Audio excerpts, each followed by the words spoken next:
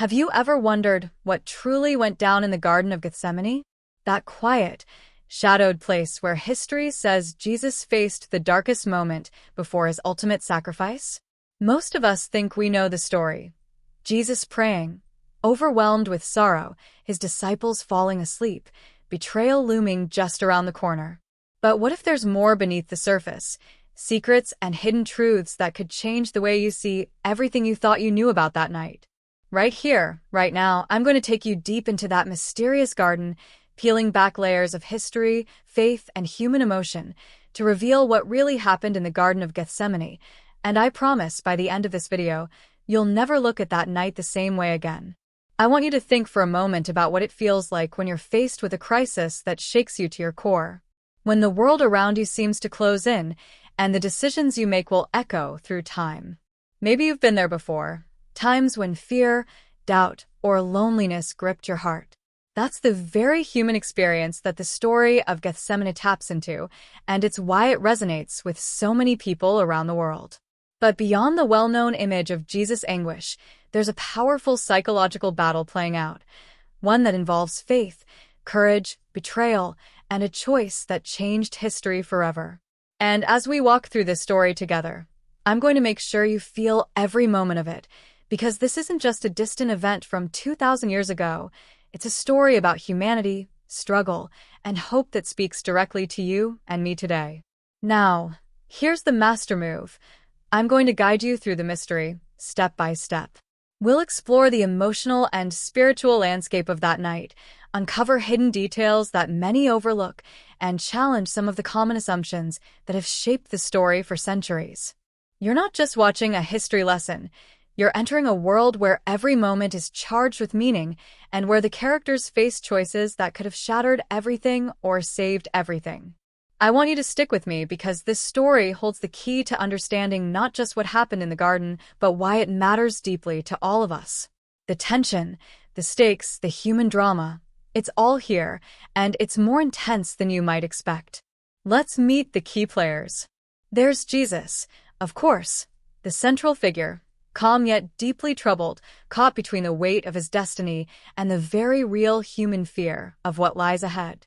Then there are his disciples, his closest friends, who struggle to grasp the gravity of the moment, their weakness and loyalty intertwined in ways that are both heartbreaking and deeply relatable. And looming in the shadows is Judas, the man whose betrayal will shatter the fragile trust within this small group. But beneath these characters, there are powerful themes at work: faith and doubt, sacrifice and fear, trust and betrayal, that mirror the struggles we all face in life. These aren't just biblical figures, they're reflections of our own hearts and minds. As we move forward, I won't just tell you what the Bible says. I'll dive into historical context, psychological insights, and lesser-known perspectives that have been overlooked or misunderstood. This isn't about rewriting scripture. It's about opening your eyes to the full depth of the story so you can connect with it on a whole new level. Imagine standing in that garden at night, feeling the weight of what's coming, hearing the whispered prayers, sensing the tension crackling in the cool air. That's where we're headed. And trust me, the answers you're seeking about what really happened in Gethsemane are going to surprise you, challenge you, and maybe even change you. So, why does this story still captivate us after all these years? Because it's raw, it's real, and it's about choices that define who we are. It's about the moment when hope and despair collide, and what it means to stand firm in the face of overwhelming fear. It's about love so powerful it changes the course of history. And as you watch, I want you to feel that tension rising inside you, that curiosity burning, and that connection growing stronger. Because by the end of this journey, the Garden of Gethsemane won't just be a place on a map or a story in a book. It'll be a moment that lives inside you. But here's the cliffhanger you can't miss. Just when you think you know how this story ends, when you think the night has given up all its secrets, the garden reveals something even deeper, a moment so unexpected and profound that it shakes everything to its core. What was Jesus really feeling in those final hours? How did his disciples really respond? And what secret truth lies hidden in the silence of that dark night?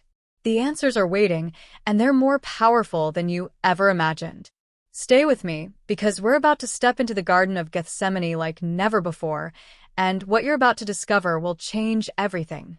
To truly understand what unfolded in the Garden of Gethsemane, we need to rewind just a bit and take a closer look at the days leading up to that fateful night, because nothing happens in a vacuum, and every moment before Gethsemane set the stage for what would become one of the most pivotal events in history. Jesus had been traveling relentlessly, teaching, healing, and gathering a following that was growing stronger and more complicated by the day. The crowds adored him, but the religious leaders grew more uneasy and hostile. His teachings challenged the status quo, and with every miracle and parable, he stirred something deep in the hearts of those who listened. But beneath the surface of the public admiration, there were cracks forming in his closest circle, whispers of doubt, moments of fear, and relationships strained by the weight of what was coming. The Last Supper had just passed, a meal filled with symbolism, heavy words, and an unspoken understanding that something monumental was about to happen. Jesus shared bread and wine with his disciples, hinting at the sacrifice he was preparing to make, yet the full meaning was still out of reach for most of them. They were confused, conflicted, and some even secretly wondering if this was the moment to take a stand, to fight back, or to run away. The tension was palpable, a mix of hope, fear, and uncertainty that hung thick in the air. And then there was Judas, his presence a puzzle all on its own. Was he truly the betrayer everyone would soon know him to be, or was there something more complex driving his actions? The story of Judas has been told countless times, but what if the truth about his motives and mindset was far less clear-cut than the traditional narrative suggests? Could there have been forces at play we rarely consider? Political pressures, personal doubts, or even fear that pushed him down the dark path? Meanwhile, the disciples themselves were far from perfect. Peter, the boldest among them, had moments of bravado but also deep insecurity. He vowed loyalty to Jesus, but was haunted by the possibility of failure. John, often seen as the beloved disciple, carried his own burdens and questions. Thomas, known for his doubts, wrestled with what he truly believed versus what he desperately wanted to believe. Each of these men was caught in their own inner battles, their faith both a shield and a source of conflict. The emotional weight pressing down on them was immense, and the night at Gethsemane was about to expose every fault line, every hidden fear. And then there's the setting itself, the garden. A place that on the surface seems peaceful, serene even, but at night, it takes on a different character. The olive trees cast long, twisted shadows, the air thick with anticipation and something unspoken. It's easy to imagine the silence being broken not just by whispered prayers, but by the heavy breaths of men caught between hope and despair. But what if the garden also held secrets beyond just the physical? Ancient paths, hidden meeting places, perhaps even figures lurking in the dark, people who had their own reasons for being there, whose stories have been overshadowed or forgotten. As we peel back the layers, you'll begin to see that the Garden of Gethsemane wasn't just a backdrop but an active part of the drama, a stage where alliances, fears, and betrayals played out in real time. The more we dig, the more the simple narrative of hero and traitor, faith and failure starts to blur. There are whispers in the texts, conflicting accounts, and subtle clues that point toward a far more tangled web of motivations and mysteries. Was Judas acting alone? Were the authorities simply waiting for the right moment, or were there secret negotiations underway that night? Did the disciples really fall asleep from exhaustion, or were there other reasons behind their inability to stay awake? And what of Jesus himself? Was his agony purely spiritual, or was there a human desperation and doubt that even his closest followers couldn't comprehend? This tangled mix of events, emotions, and hidden motives is what makes the Garden of Gethsemane such a gripping story, and it's why it continues to captivate us today. We want to understand how someone facing unimaginable pressure and fear could still choose a path of sacrifice and courage. We want to know what it means for our own struggles, our own moments of doubt and decision. And as we follow this trail, you'll find that every answer opens up new questions. Every shadow reveals another secret just waiting to be uncovered. So keep your eyes open and your mind sharp, because as we move deeper into this story, you'll have to question what you thought you knew, reevaluate the characters you thought you understood, and maybe even confront parts of yourself in the process. The mystery of Gethsemane is far from solved, and the next twists in this story are going to challenge everything you believe about faith, betrayal, and the power of the human spirit. Stay with me, because we're just getting started, and what happens next will change the way you see the Garden of Gethsemane forever. Just when you think the path to uncovering what really happened in the Garden of Gethsemane might be straightforward, when the pieces seem to be falling into place, unexpected obstacles begin to appear, making the truth harder to grasp than ever. It's almost as if the deeper you dig, the more the story fights back, slipping through your fingers like sand.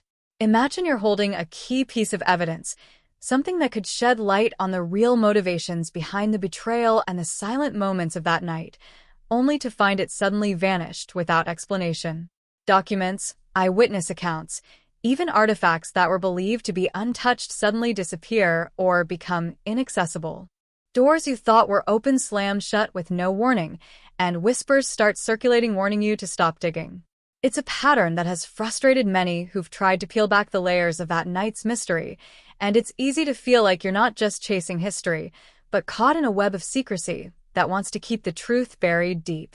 One of the most puzzling moments comes from an old scroll, rumored to contain first-hand accounts from a source close to the scene but never fully disclosed. Just as you begin to piece together its meaning, the scroll disappears from the archives where it was safely kept for centuries. No explanation is given, and those who had access suddenly fall silent or change the subject. It's almost like someone or something is watching, deliberately keeping the full story out of reach. Then there are warnings, subtle at first, maybe an unexpected phone call, a glance from a stranger, or a cryptic message left where you least expect it. Some things are better left alone, they say. You don't want to stir up trouble. The tension builds, not just from the mystery itself, but from the very real sense that forces beyond your control are at work, pushing back against the search for answers. But the biggest shock comes when a figure from the past emerges, someone with a connection to the night of Gethsemane that was thought lost to history. This person's story introduces a secret betrayal that's never been revealed before, a betrayal not just of trust but of friendship and faith. Their presence complicates everything, forcing a reconsideration of who could be trusted and what motives lay hidden beneath the surface. What seemed like a straightforward narrative suddenly twists into something darker, more complex. Allies you counted on begin to show cracks, and you start to wonder if some of the people closest to you might be hiding secrets of their own. The line between friend and foe blurs, and the search for truth becomes as much about navigating human frailty and deception as it is about uncovering historical facts. And through it all, the main character, Jesus, stands at the center, his humanity laid bare like never before. This new information forces us to look again at his choices, his relationships, and the pressures he faced. Was his anguish in the garden only about facing death, or was there a deeper betrayal that cut even closer to the bone? What does it mean for the disciples who followed him, for the people who loved him, and for us watching this unfold thousands of years later? The story grows more layered, more urgent, more alive with every revelation, but also more shrouded in mystery. Just when you think you might finally get a clear answer, the trail goes cold once again, leaving you with a stunning twist that nobody saw coming. An unexpected betrayal from someone assumed to be loyal, a hidden agenda that reshapes the entire story, and a choice that could either illuminate the truth or bury it forever. This isn't just a historical puzzle anymore. It's a deeply human story filled with tension, conflict, and unanswered questions that pull you in and refuse to let go. And as you sit on the edge of your seat, waiting for the next piece to fall into place, you realize that the Garden of Gethsemane holds more secrets than anyone ever imagined, and those secrets might change everything you thought you knew about faith, trust, and sacrifice. So stay close, because what comes next will challenge every assumption, reveal hidden layers of the story, and bring us closer than ever to the heart of that dark, unforgettable night. You won't want to miss a single moment, because the truth is just within reach, but still just beyond grasp, and the next twist will leave you breathless, questioning everything all over again. Just as you're grappling with that shocking twist, the betrayal that cuts deeper than anyone expected and the murky shadows that now cloud the story, another thread begins to unravel, pulling us into an even more complicated web of mystery and doubt.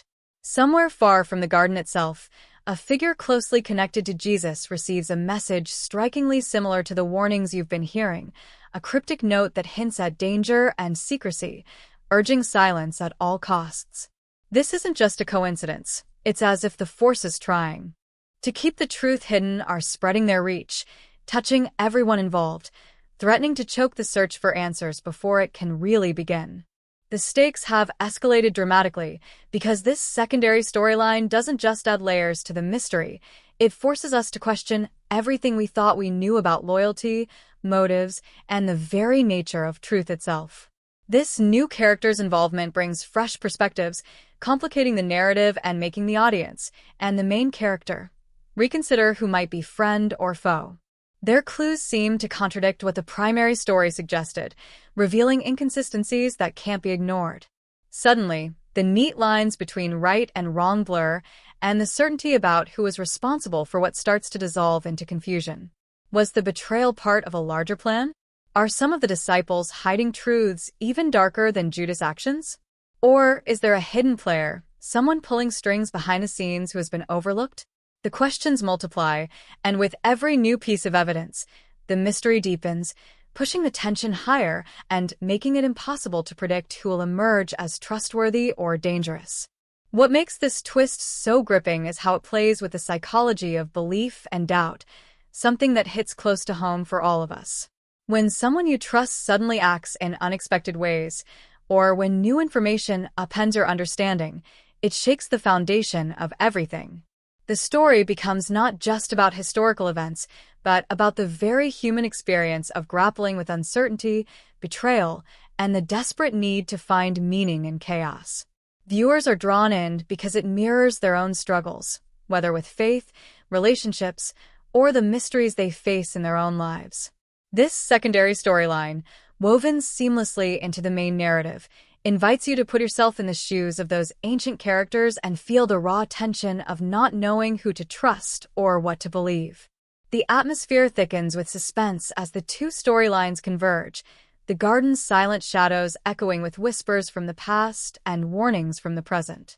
Each revelation feels like a step deeper into the unknown, every clue a thread pulling you further into a labyrinth of secrets and half-truths. And just when you think you might glimpse the heart of the mystery, a fresh contradiction surfaces, challenging everything you've pieced together so far.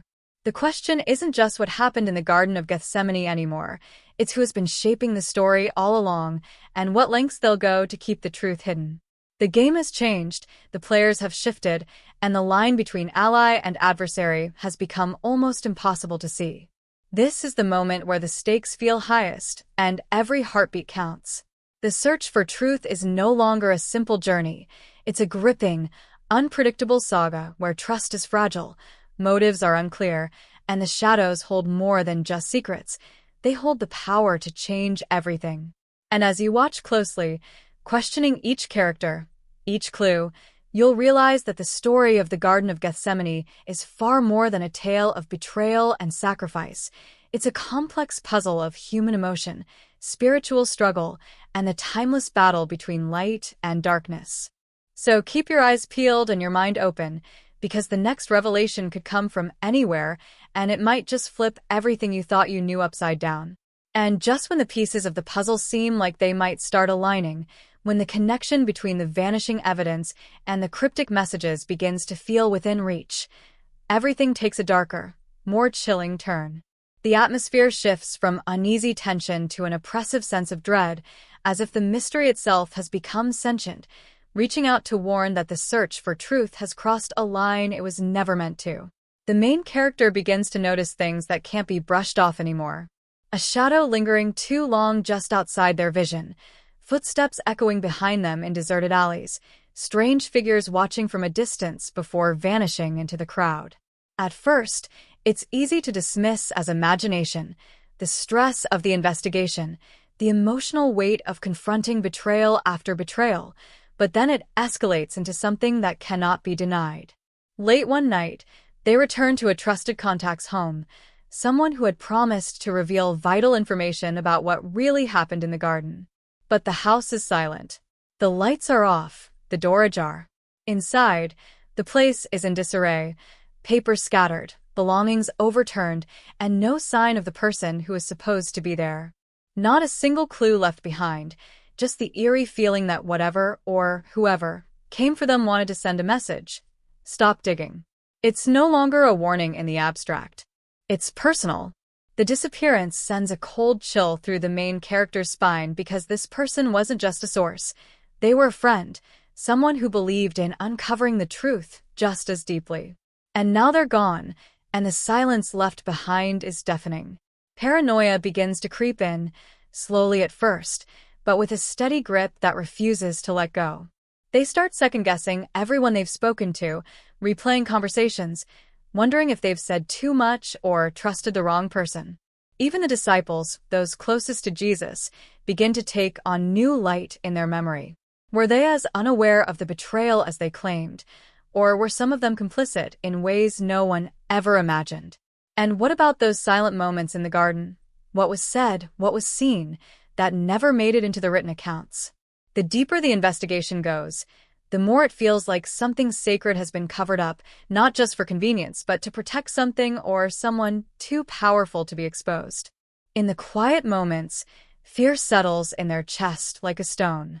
The fear isn't just of physical danger, though that threat now feels very real, but of losing grip on what's real and what's illusion. What if the history everyone has believed for centuries was built not on lies, but on omissions so subtle they changed the entire shape of the truth? What if the true motives behind that night in Gethsemane have been scrubbed clean by those who needed the story to fit a certain mold, one that would inspire, unite, but also control? The questions multiply, but the answers grow more elusive, like trying to hold on to fog in your hands. Every step forward feels heavier, every clue more tangled in uncertainty. Then comes the final blow in this spiral of suspense, a direct threat. A message, not hidden or encoded this time, but clear, stark, and meant to terrify. It arrives anonymously, delivered in a way that makes it obvious the sender knows their every move. You've gone too far. Stop now, or you won't be the only one who disappears. The weight of those words hits hard, not just because of the danger they carry, but because they prove beyond doubt that someone is watching, someone who has been a step ahead all along. The fear intensifies, not only for themselves, but for anyone else who might get caught in the crossfire. The stakes aren't just personal now, they're universal. The pursuit of truth has become a race against time, against unseen enemies, against history itself. And in that moment, standing alone in the growing shadows of a truth too dangerous to name, the main character realizes that whatever happened in the Garden of Gethsemane wasn't just a moment of spiritual agony or betrayal. It was a carefully constructed crossroads, a scene designed to conceal something far more explosive than anyone dared imagine. The story we were told may have been only half the truth, and the other half is what someone is willing to erase history to protect.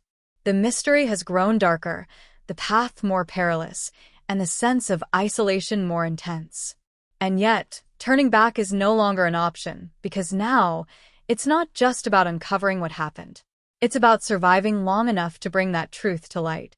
But just before the next step can be taken, a voice from the past reappears in the most unexpected way. Someone presumed lost, possibly silenced, suddenly surfaces with a piece of information that could shatter everything, or prove to be the final deception. Who they are, what they know, and why they chose now to return is unclear, but their arrival isn't just unexpected. It's unsettling. And with them comes a revelation so staggering, it threatens to flip the entire investigation on its head. Everything is on the edge now, and what comes next could change not just the story, but history itself. Just when it feels like the darkness can't get any heavier, when the main character's fear, confusion, and exhaustion have pushed them to the brink, a revelation explodes through the silence like a lightning strike, forcing everything they believe to collapse under the weight of a truth too massive to ignore. It doesn't come from where they expected. It doesn't come from a long-lost ally or a prophetic document hidden in stone or scroll. It comes from someone they've trusted all along, someone who has stood beside them, shared in their doubts, helped piece together the puzzle from the very beginning. In one quiet, trembling moment, that person sits across from them, eyes downcast, voice barely audible, and says the one sentence that turns the entire story inside out. You've been asking the wrong question. The words hang in the air like smoke, and before the main character can respond, the person reaches into their coat and pulls out something that was never meant to be seen, an ancient letter, preserved but weathered, sealed in the handwriting of someone long thought to be incapable of such clarity in the final hours before chaos erupted in the garden. It's not from Judas. It's not from Peter. It's from Jesus himself. And it doesn't speak of fear. It doesn't plead for escape or confirm the betrayal everyone assumed had shattered him. No, the letter details something else entirely, a plan, a strategy, a deliberate choice made in full awareness, not only to fulfill prophecy, but to trigger a chain of events that would set the world on fire with meaning, conflict, and ultimately, redemption. But it wasn't a helpless surrender. It was a calculated move, and not everyone who followed him understood what they were a part of. This changes everything. If Jesus wasn't simply a victim of betrayal, but an orchestrator of the events in Gethsemane, then what does that say about Judas? What if Judas wasn't the villain history painted him to be, but a trusted agent playing a role with more loyalty than anyone ever gave him credit for? The realization crashes down like thunder. What if the kiss in the garden wasn't a signal of betrayal, but a sign of courage? What if Judas was the only one strong enough to do what Jesus asked?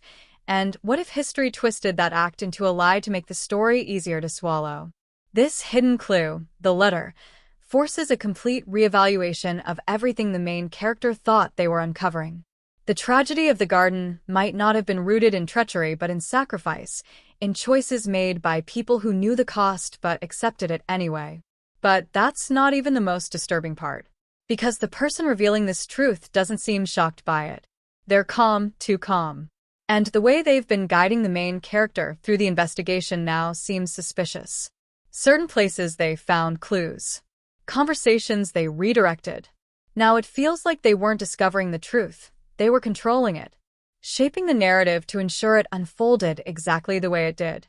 When questioned, they only smile faintly and say, "You are never supposed to know everything. Just enough to believe what needed to be believed." That's when the main character realizes, this isn't just a hidden truth, it's a carefully managed legacy, maintained and manipulated for generations, and they've been walking right into the hands of someone who never wanted the full story revealed. This twist shakes everything. Who's telling the truth now? Was the letter planted? Was this person always an agent of a deeper agenda? Or are they part of a centuries-old network of guardians who protect a truth too dangerous to go public? The story's foundations are cracking, and in their place, something even more mysterious, even more divisive, is rising. The betrayal in Gethsemane was never simple. It was layered, intentional, and maybe even misunderstood. And now, as the main character stares at the letter, heart pounding, mind spinning, they know that everything they thought they understood about faith, trust, sacrifice, and love has been shattered. The question now isn't what happened. It's why it had to happen that way, and who will stop at nothing to keep that reason buried. But before they can dig deeper, the person across the table quietly collects the letter, folds it, and walks away, vanishing before the main character can ask the most urgent question of all. Who else knows? And what happens if this truth gets out? One thing is certain, nothing about the Garden of Gethsemane was accidental. And now, with this letter surfacing and the people behind it stepping into the light, the story has become more dangerous, more tangled, and more alive than anyone could have imagined. What felt like an ending was actually just the beginning, and the real mystery is only just unfolding. As the truth begins to crack open, bleeding into every corner of the story like ink on ancient parchment, the main character is no longer a passive seeker of answers. They've become a threat, a liability, and the people around them, once perceived as fellow truth seekers or innocent bystanders, begin to shift in the light of this new knowledge. No one is exactly who they claim to be. Every interaction, every piece of advice, every warning that seemed like care now carries a hidden edge.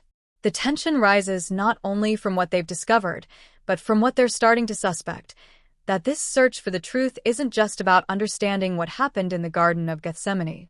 It's about surviving the aftermath of knowing. It all comes to a head when they return to confront someone they've known for years, someone they once trusted without question, someone who has always claimed to be neutral in all this. But now, under pressure, that person finally lets their mask slip. They don't deny the truth of the letter. In fact, they reveal they've known about it for longer than the main character has been alive. They belong to a group, ancient and hidden, tasked not with preserving the truth, but with protecting the world from it. You think this is about historical facts? About correcting the record? The person says, voice trembling with a strange mix of anger and fear. If the real events of that night become public, if people realize that Judas might not have betrayed Jesus at all, or that Jesus may have been more in control than the Gospels allow, then everything crumbles. Faith, doctrine, power. Structures that have stood for centuries. Are you ready for that kind of fallout? The main character is stunned. Not because the idea is new, but because it's the first time someone has said it out loud. All the questions, all the warnings, all the disappearances, it was never just about uncovering facts. It was about protecting the fragile balance between belief and chaos. And now comes the impossible choice. They're given an ultimatum, delivered not with violence, but with bone-deep weariness, like it's been repeated to others before them who reach this same crossroads. Walk away and let the story remain as it is. Keep the peace, keep your life, let the world keep its version of the garden. Or go public with the letter, reveal everything, and become the reason for a spiritual earthquake that could tear apart families, communities, and institutions across the globe. And if they choose the latter, they will not be protected. This decision doesn't just exist in theory. The consequences begin immediately. People start distancing themselves. A close friend who once championed the search for truth now urges them to stop, not because they doubt the findings, but because they fear what comes next. You're not saving anyone by telling the story, they say through tears. You're just lighting the match and watching everything burn. It's in that moment the emotional weight hits hardest. The main character isn't just risking their own safety, they're risking the stability of the people they love, the world they live in, and the faith systems millions cling to for comfort. The Garden of Gethsemane isn't just a place in the past anymore. It's alive in this moment, and the agony of choice Jesus experienced there is now mirrored in the main character's own life. Do they obey the silence or break it? Do they preserve peace or expose the truth? The pressure is unbearable. Every direction leads to loss. If they bury the truth, they betray everything they've fought for. But if they reveal it, they risk unraveling not just their life, but the lives of countless others. And still, the mystery remains incomplete. What really happened that night is still partially buried beneath layers of fear, manipulation, and buried agendas. There are still clues missing, still people hiding what they know. And worse, there may be forces already preparing to silence them permanently if they take the wrong step. The emotional toll builds until it's almost too much to bear. They lie awake at night haunted by visions not just of the garden, but of people they love turning against them, of empty pews and broken believers, of truth becoming a weapon instead of a light. Their mind spirals with the consequences of either choice. And as dawn creeps in and the weight of this ultimatum settles like a stone in their chest, they realize they're already being watched again. Not from the shadows this time, but openly. Someone stands across the street, unmoving, eyes fixed on them. It's not a message anymore. It's a warning. Choose wisely, or everything falls apart. And with that, the main character knows, no matter what decision they make, there is no going back. Only forward, into the unknown, with truth as both their burden and their only shield. But one question refuses to let them go, clawing at the edges of their sanity. What if this entire time, they've been chasing a version of the story planted on purpose? What if the real secret hasn't even been uncovered yet? It was never just about the letter. That much becomes terrifyingly clear as the walls close in around the main character, faster and more violently than they ever imagined possible. What began as a personal search for truth, fueled by curiosity, haunted by shadows from the Garden of Gethsemane, has now erupted into something far more dangerous. The deeper they dig, the more doors slam shut around them, until the very ground beneath their feet seems to shift with every new revelation. A coded email arrives in the middle of the night from someone whose name they don't recognize, but the contents are impossible to ignore. A video file is attached. Grainy, dark, time-stamped 3 months ago. The footage shows a clandestine meeting between several figures cloaked in anonymity, faces obscured by shadow, speaking in hushed tones around a long wooden table. One of those voices is unmistakably familiar. It belongs to the person who first urged them to start this investigation. The same person who offered help, access, even protection. The betrayal shatters every illusion. They weren't being guided toward the truth. They were being managed. Panic sets in as the video ends with a single sentence from that familiar voice. If they get close, we'll do what we always do. Rewrite the story before it rewrites us. The implications land like a punch to the gut. This isn't a fringe conspiracy. It's organized. It's protected. And it's not just about suppressing facts from 2,000 years ago. It's about controlling present-day belief systems, silencing dissent, and maintaining power through the curation of history. The scope is staggering.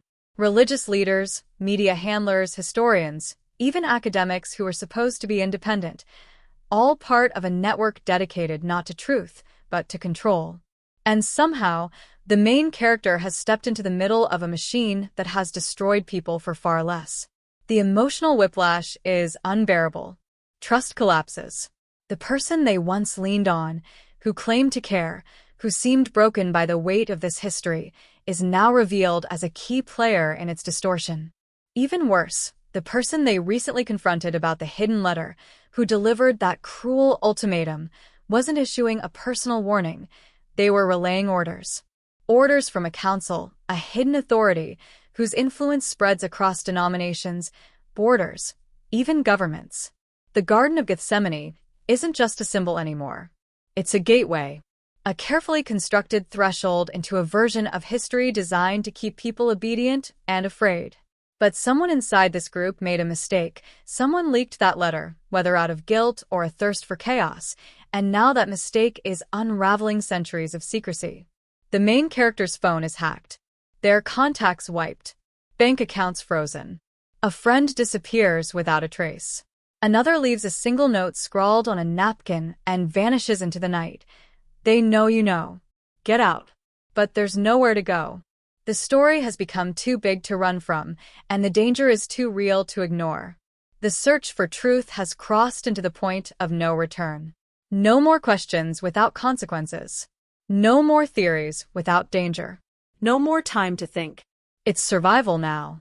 And in the center of this storm is the haunting realization that the betrayal at Gethsemane may not have been a failure. It may have been the first successful operation of this long-standing network. The kiss wasn't just about identifying Jesus. It was a mark, a ritual, a passing of knowledge from one generation of silent guardians to the next. Judas wasn't just a man. They believe he was the first initiator, and everyone since has followed in that pattern, maintaining secrecy under the guise of preservation. And now, the main character must choose. Will they expose this conspiracy and risk setting fire to the fragile belief structures of millions, or will they be swallowed by the same silence that consumed those before them? The pressure mounts.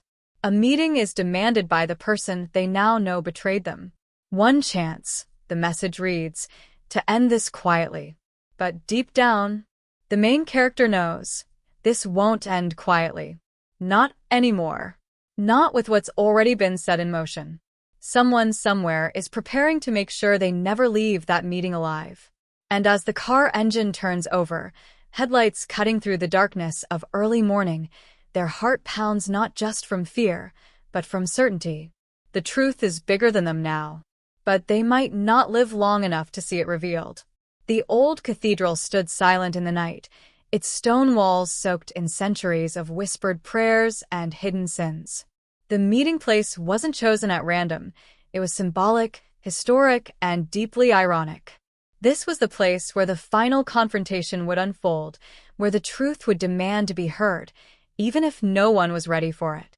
The main characters stepped into the nave, their footsteps echoing across the cold floor like a countdown. Every pew, every stained glass window, seemed to bear witness to what was coming.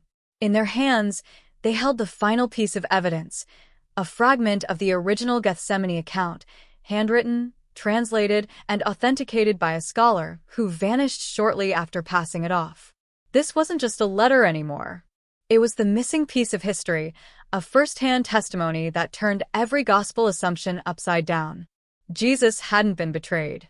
He had orchestrated his arrest as part of a plan more layered, more human, and more revolutionary than anything Scripture ever dared to preserve. And Judas was never the traitor. He was the only one who truly understood what Jesus intended. The echo of footsteps answered theirs from the darkness beyond the altar. He emerged slowly, not hiding, not armed, but every inch of him radiating the confidence of a man who had won far too many times. The same trusted ally who had guided the investigation in the beginning. The same voice from the grainy video. His expression wasn't angry, it was disappointed. "You're supposed to stop," he said softly, like a parent scolding a child for touching a hot stove. "You don't understand what this truth costs." But the main character wasn't here to debate anymore. The time for questions had passed. They laid the document on the altar, a defiant offering, daring him to deny what it contained. This was never about protecting faith, they said. This was about controlling it.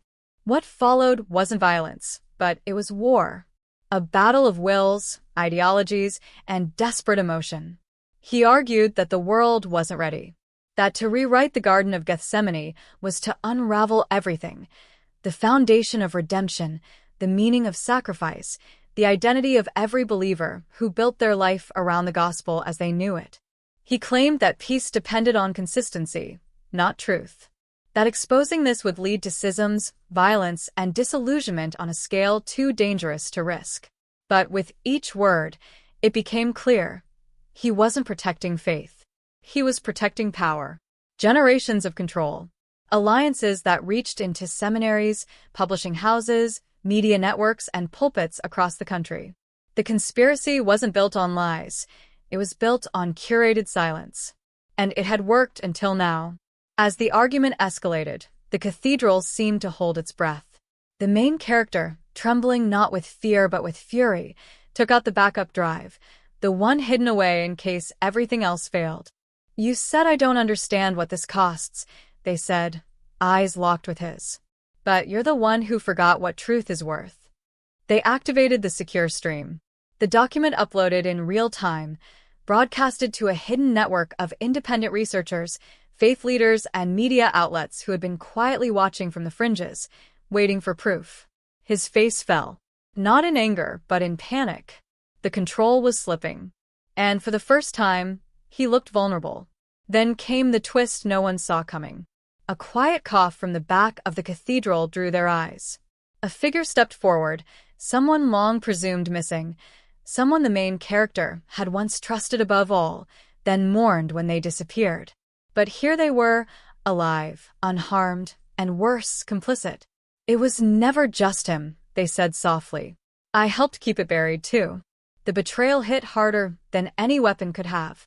This person hadn't been kidnapped. They had gone underground voluntarily, not to escape danger, but to avoid choosing a side. They had known the truth all along, and chose silence. And now they were here to plead for a different kind of ending. "Truth isn't enough," they whispered. "It has to be handled with care, or it becomes a weapon. You think you're doing the right thing, but are you ready for the world that comes after this?" But the decision had already been made. The stream was active. The truth, once buried in olive groves and stained by betrayal, was now flooding into the open. And somewhere, halfway across the world, a church bell rang at the wrong hour. In the days that followed, the world didn't shatter, but it shifted, subtly and deeply, like a tectonic plate quietly rearranging everything above it. The document released from that ancient cathedral didn't spark the chaos so many feared. There were no riots in the streets, no burning churches, no collapse of belief. Instead, there was silence, followed by questions. Then came the reckoning, slow and uncomfortable, as scholars, faith leaders, and entire communities confronted the possibility that what they thought they knew about the Garden of Gethsemane, about betrayal, sacrifice, and purpose, might not have been entirely true, or at least, not the whole truth. And for the first time in centuries, people weren't asking for answers from the pulpit. They were searching on their own, discussing in living rooms, online forums, podcasts, and late-night coffee shops, using trending searches like, "Was Judas really the villain?" or "Hidden Gospel of Gethsemane," as modern lanterns through the darkness of doubt. The main character didn't return to a normal life because there was no returning after this. What they uncovered had become too large, too public, and too historic to simply walk away from. Their name appeared in articles. Their face was whispered about in both praise and criticism. To some, they were a hero, to others, a danger. But none of that mattered. What mattered was the moment they stood in front of that cathedral, days later, alone this time, watching tourists walk by with no idea what had happened within those walls. They felt no victory, no smug sense of triumph, just a quiet release, a peace that came not from answers, but from honesty. Because even though truth could be dangerous, it was also liberating. The Garden of Gethsemane was no longer a place of betrayal in their mind. It was a place of decision, of strategy, of courage wrapped in human fear. Jesus had gone willingly. Judas had carried out the plan. The disciples, confused and terrified, were caught in something bigger than they understood. And the world had been processing that ever since, painting villains and saints with broad strokes to avoid confronting the complexity of what it truly meant to stand for something when it cost everything. The hidden network that had tried to suppress the truth faded into shadows. Some were exposed. Others disappeared. A few issued carefully worded statements to distance themselves from the fallout. But power, as always, knows how to reshape itself. And the main character knew this was only a temporary disruption. There would be more secrets, more history rewritten, more battles between truth and convenience. But now the world had a precedent, a crack in the armor, a reason to question, to investigate, to think. And yet, just as the story seemed to find its resolution, another unexpected twist emerged. One final letter, and signed, postmarked from an unfamiliar place, arrived at the main character's door. Inside was a single page, written in the same ancient dialect as the Gethsemane manuscript. Only this time, it wasn't about Judas. It was about Mary. A quiet note in the margins spoke of another plan, another perspective, another participant whose role had been left out entirely. It hinted at a second version of events, another garden, another night. The handwriting was rushed, almost desperate, as if the author knew they were running out of time. And the final line, scratched so deeply it tore the page, read, "This was never the end. It was the beginning." The main characters stared at it, heart pounding, the weight of it settling in like a storm on the horizon. Just when they thought the truth had been fully unearthed, it became clear. There was more buried beneath the roots of history, hidden deeper than anyone had dared to look. And maybe, just maybe, the real story was only just beginning.